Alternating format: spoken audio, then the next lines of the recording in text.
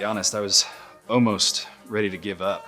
And then I came across InterNACHI's House of Horrors, and it was like a instantaneous, like, I have to do this, like, because I'm a hands-on learner. I can go there and I can actually see the problems that I've been reading about, and I can actually see what to do. And unfortunately, I hadn't found them before I had done some other schooling, but it's not to put down other schooling, but even their online courses outweighed any of the other courses I took.